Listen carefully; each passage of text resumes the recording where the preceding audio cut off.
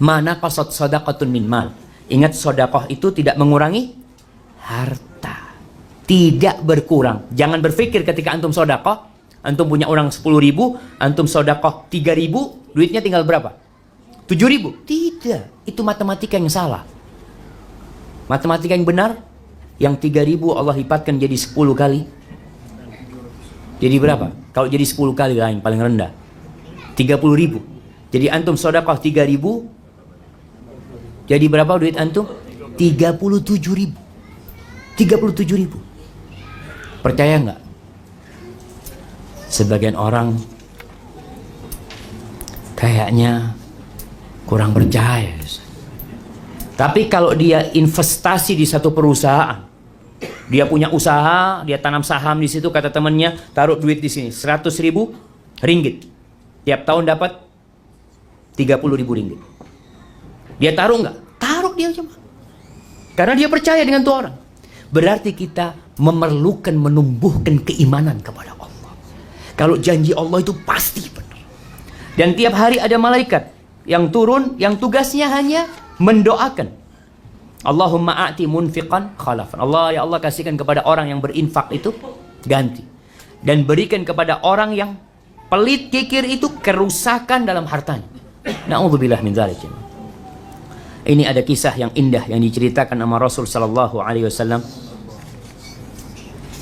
Nah, hadisnya diriwayatkan Imam Muslim ya, di halaman 70.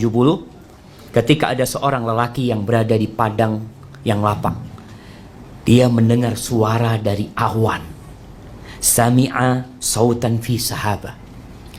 Dari awan itu ada suara mengatakan, iski hadiqata fulan, sirami kebunnya fulan. Orang ini heran. Fatanaha dzaka sahab. Awan itu bergerak, berpindah. Lalu awan ini menurunkan airnya di sebuah harro. Harro ini medan yang penuh dengan batu-batuan. Nggak ada tumbuhan di sana, batu. Ketika air turun ke batu, air itu tidak akan teresap oleh bumi. Air itu berkumpul di satu jalannya air. Kemudian berjalan air ini, diikuti oleh orang ini. Kemana jalannya air ini? Sampai ke satu kebun. Di kebun itu ada seorang yang sedang mengatur jalannya air. Lalu orang ini bertanya kepada orang, setelah salam dia bertanya, ya Abdullah masmu. Dia tanya, siapa namamu? Qala fulan. Namanya fulan, seperti yang disebutkan di awan itu. Lalu dia sadar yang ditanya, kenapa engkau bertanya namaku? Tahu-tahu datang tanya nama. Lalu dia bertanya, inni sami'tu sautan fissab. Aku mendengar suara di langit yang airnya sekarang ada di kebunmu ini. Artinya air hujan itu tidak turun di atas kebunnya aja, turun di tempat lain, tapi mengalir sampai ke kebunnya. Aku dengar suara sirami kebun fulan dan itu namamu yang disebutkan. Apa yang engkau lakukan dengan kebunmu? Amma idza qulta hadza. Orang ini sejatinya menyembunyikan amalnya. Dia tidak riya. Tidak ada orang sekampung yang tahu dengan amalan dia. Tapi karena orang ini sudah menyebutkan, maka dia baru cerita. Kita pun harus seperti itu, jemaah. Jangan suka menceritakan kebaikan kita. Jangan mengatakan alhamdulillah Ustaz, ana ini ya ana nggak mau riya Ustaz ya, ana takut lah riya umpamanya. Dia cerita. Tidak perlu cerita seharusnya kalau tidak mau riya. Enggak, ini untuk memotivasi Ustaz supaya Ustaz. Ini lihat, orang ini membagikan, fa inni anzuru ila ma yakhruju minha. Aku melihat kepada hasil kebunku ini.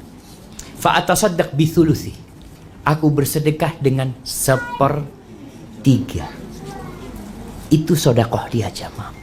Wa akulu ana wa iyali thulutsan. 1/3-nya aku makan bersama keluargaku. Wa aruddu fiha thuluth. 1/3-nya untuk modal lagi, ditanamkan lagi. Jadi kalau kita bicara sedekah, paling tidak antum 1/3. Kalau zakat 2,5%. Ini bukan bicara sedekah, jemaah. Dan ada orang kaya tidak wajib zakat. Ada orang kaya raya tidak wajib zakat. Ini sebagian ulama dijelaskan fulan dalam kitab Syiar A'lamin Nubala. Dikatakan fulan orang kaya raya tidak wajib sedekah. Karena setiap akhir tahun duit dia itu tidak sampai nisab. Kan kita syaratnya zakat itu cukup haul dan sampai nisab.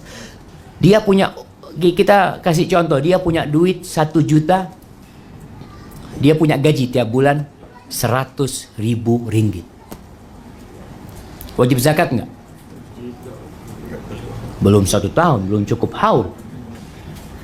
Tiap bulan dia keluarkan itu harta. Sampai akhir tahun tinggal 10.000 ringgit. Atau tinggal 5.000 ringgit. Wajib zakat? Nggak ada dia. Cuma ini duitnya. Maka jadilah orang kaya tapi tidak wajib zakat. Enak nggak ya? Enak nggak enak juga kata saudara. Ingat, jadi berusahalah kita kalau punya harta disisihkan. Di Solo, ini ada ngomong yang Baraja. Anda dapat cerita dari satu orang Baraja di Solo. Orang ini setiap membeli sesuatu beli 2 aja. Beli baju 2. Dia kasih belanja, uang belanja, nafkah buat istrinya 2. Pokoknya dia kasih istrinya 5.000 ringgit. 5.000 ringgit itu dia berikan kepada pondok pesantren, yayasan yatim piatu, selalu seperti itu. Baju 2, semua beli 2. Suatu hari dia beli mobil 2. Dia beli kereta 2. Ketika itu anaknya berbicara, ayah, kalau baju 2 nggak apa-apa, kereta 2 ini gimana, kata dia. Satunya buat anak-anaknya lah, kata. Apa kata ayahnya? Nak, Abah tidak ingin naik kereta di dunia aja, nak. Abah juga ingin naik kereta di padang mahsyar nanti, nak, kata dia. Dia bagikan. Karena kalau yang kita pakai itu selesai, kita mati udah. Tapi yang kita sedekahkan itu yang akan mendampingi.